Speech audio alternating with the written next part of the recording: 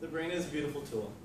It has the ability to solve equations in the blink of an eye, is responsible for the movement of the body, and is vital in the decision-making process. However, there are diseases that can inhibit these abilities and cause chaos along the body. They can range from something as simple as the lack of focus to total body paralysis. We believe that everyone should know about these diseases and how they affect us, because we are all vulnerable. This knowledge could be the first step to prevention and understanding of these diseases in the brain. In our patient here, we have 4 lobes, and we are going to talk about the 4 diseases in each lobe by our doctors. All right, good evening, everybody. I'm Dr. Miller. First lobe that I'm going to talk about is the frontal lobe. Does anyone know where the frontal lobe is located in correlation with this? Can you tell me a color? Yellow. Yellow. All right, good, thank you. All right, so one of the big diseases with the frontal lobe is dementia. Dementia is a category of brain diseases that cause long-term decrease in the ability to think and remember, such as remember your name, remember what you ate last night, remember where you're going. Some of the common symptoms that come with dementia are emotional problems, problems with language, and decrease in motivation. 36 million people globally are diagnosed with dementia annually. It's more common with the elderly people. The most common disease that comes with dementia is going to be Alzheimer's disease. Does anyone have grandparents in here? Has anyone's grandparents ever been diagnosed with Alzheimer's disease? So we have a few. All right, some of the symptoms that come with this disease are going to be depression, agitation, balance problems, speech and language, and hallucinations. Though there are no meds to care for or prevent this disease, there are a few management tools that can be used effectively, which is music therapy. So you play someone's favorite song, they're going to calm down naturally. That's going to help with the depression and agitation. And there's also reminiscence therapy, which is the use of, say, something happened in your past. They use that to, you would think about your past and it would help you with your memory problems. So we have a quick video on the frontal lobe and dementia.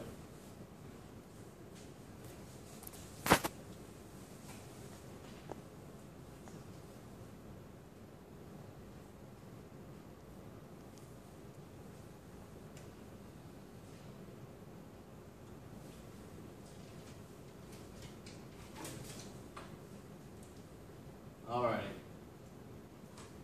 So dementia just doesn't start out of the blue. It starts as MCI, or mild cognitive impairment. The only difference between this and dementia is that you're showing signs of memory problems, but it's not severe enough to diagnose at the moment. 70% of this MCI goes on and develops the Alzheimer's disease. Though there is no cure to this brain disease, there is a way to manage the symptoms and live a happy life. Next up, we have Dr. Dunnigan, which is going to explain to you a little bit about the temporal lobe.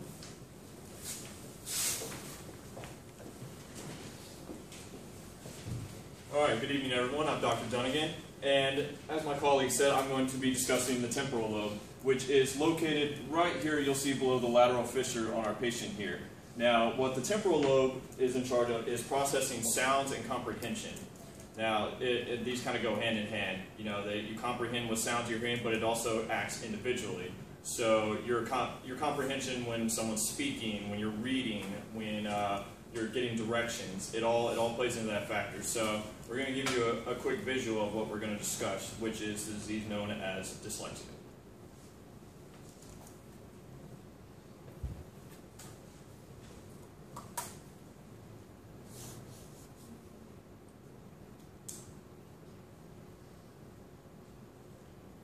Okay, great video, right?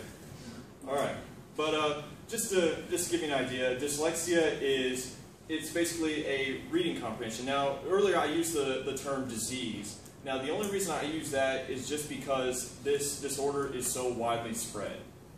There are over 3 million documented cases of dyslexia just in the U.S. alone.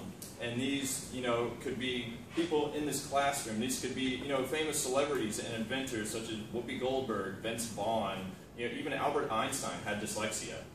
Now, what this means, it doesn't take away from their intelligence levels. It means that they can't comprehend what is being seen in front of them as far as words or directions. They just have a hard time processing that. So and usually that also comes more, hand in hand with people that have ADHD. Now, we're all pretty familiar with ADHD. It seems like, every kid in America seems to have that now.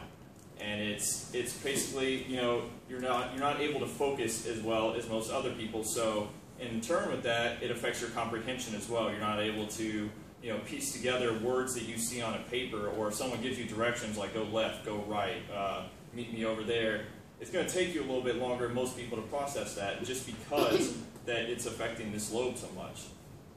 Now, it can be diagnosed, early on. Usually, kind of an idea of when you can find it is, your child might have an onset of speech, which is they don't start talking until a little bit later because of their comprehension skills. They're not able to, comprehend as quick as when their parents are talking to them. You can pick that stuff up at a pretty early age. When your parents are talking to you, you pick up words and everything.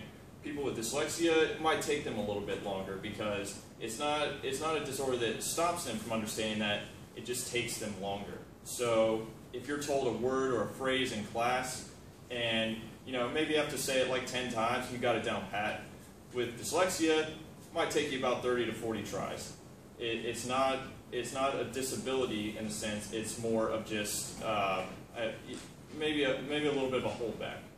So you're not able to get it quite as quick as everyone else. Now, the way this can be treated, it's treated through a variety of special education programs. And these special education programs, honestly, it's not as bad as it sounds. All it is just more repetition. These educators and these teachers are able to focus on you more individually and give you that repetition you need to remember the lessons you learned in class, remember like names, read books, like everything. They're going to sit down and be, just help you make it through that, teach you tricks and everything, such as like repetition tricks to help you remember this stuff, to help you comprehend it. So, it's honestly, it's not, like I said, it's not a disease. It is simply a dysfunction that has, been just more rampant throughout the U.S. and throughout the world, that it has, caused some disarray, but, it's not as severe as everyone would make it out to be. All right? But now to discuss the parietal lobe is Dr. Miller. Join me on stage, please, Dr. Dunnigan. All right, thank you. All right, so we're having technical difficulties with the videos, so what we're going to do is we're going to act out the video for you. All right, so say I'm the doctor, he's the patient. Just go down. All right, so I have a piece of paper here, and I hand it to him, and I ask him, please fold that up for me. Simple task, right? Fold it up, put it down. All right, so he understands how to fold a piece of paper and put it down. So next, I would say, hey, what's 4 plus 2? Plus 2 is 6. Okay. If he had the disease we're going to speak about, he would not be able to tell me what 4 plus 2 is. So he'd have trouble with that. So I'd ask him, hey, what's 2 plus 1? 2 plus 1 is 3. 2 plus 1 is 3. He's normal, doesn't have the disease, he knows what it is. If he did, he wouldn't be able to tell me what 2 plus 1 is. So I would hand him the same piece of paper, give him a pen, and I'd ask him to write his name down for me, please.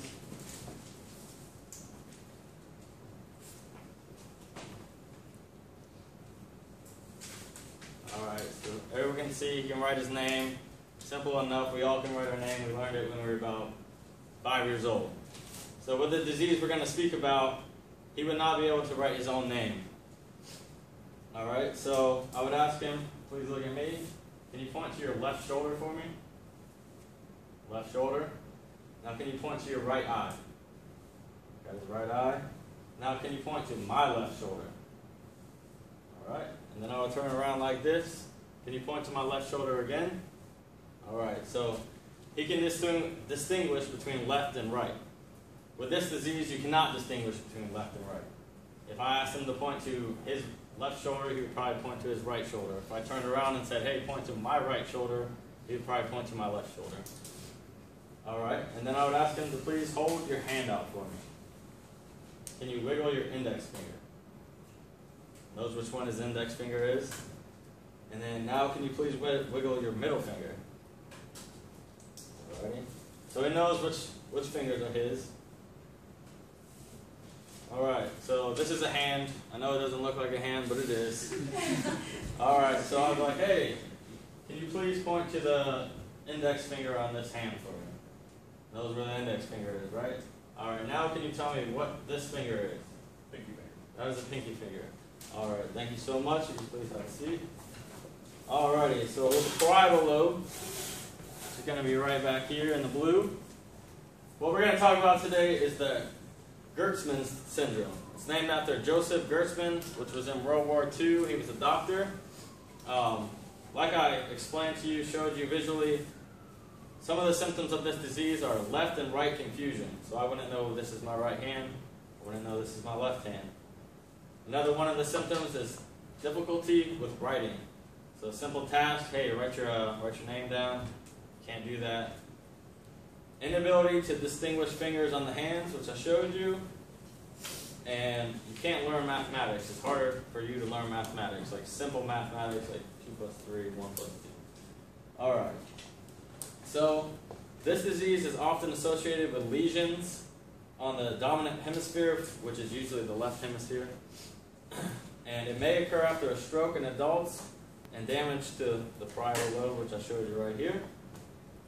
Although there is no cure for this disease, treatment is symptomatic and supportive. So you're going to have occupational and speech therapy to help with all the left and the right confusion, and it'll, like, hey, this is my index finger, this is my pinky finger.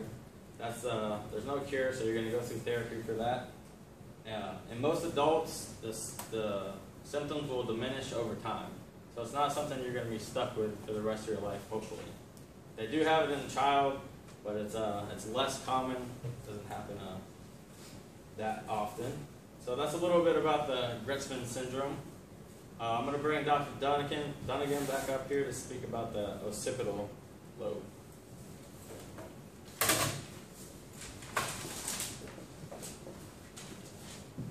Okay, as Dr. Miller said, I'm going to be discussing the occipital lobe. And the occipital lobe, as you can see, is located right at the back of the skull right here.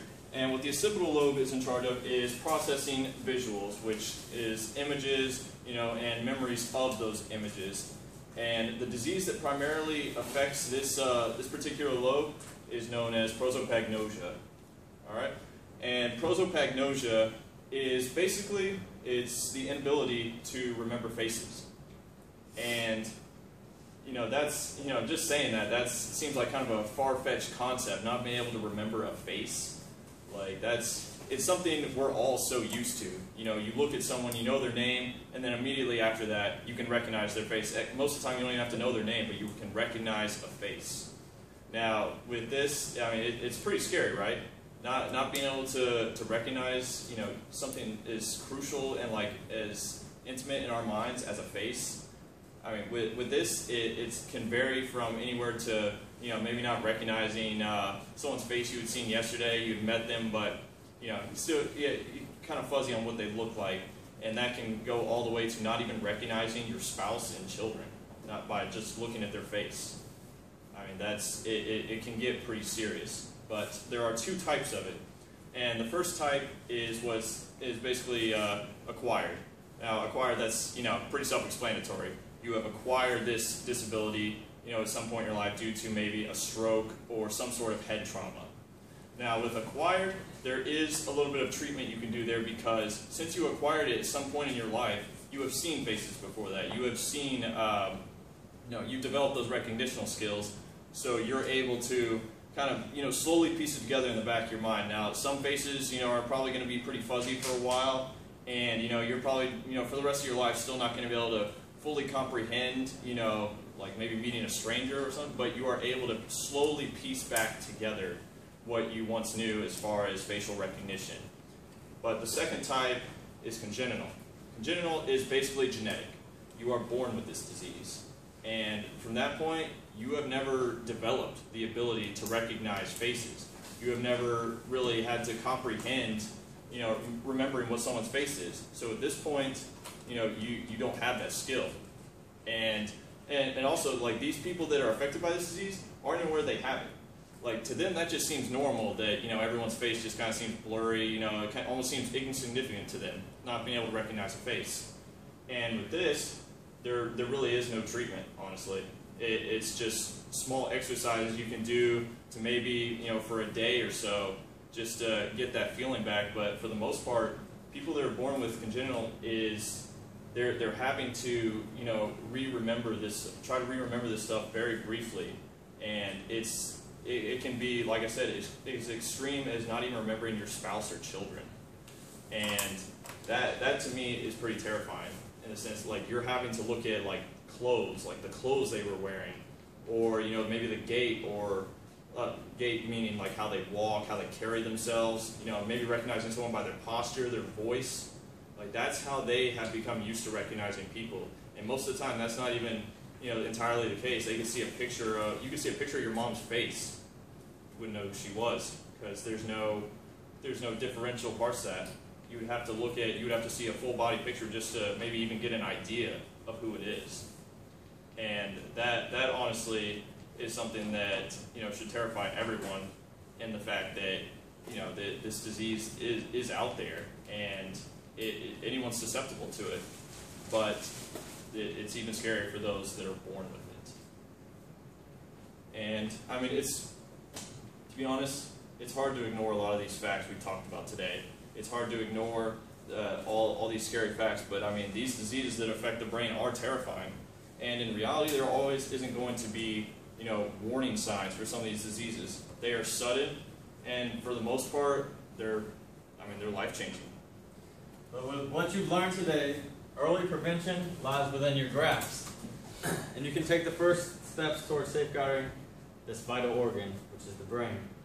Now, before we go, we like to play a little game with everybody. So I'm going to can you take that off, please? Take these little flags off so no one can cheat. And you can go ahead and pick some people and see if they can come up here and tell us the We're going to do one from sections. each row.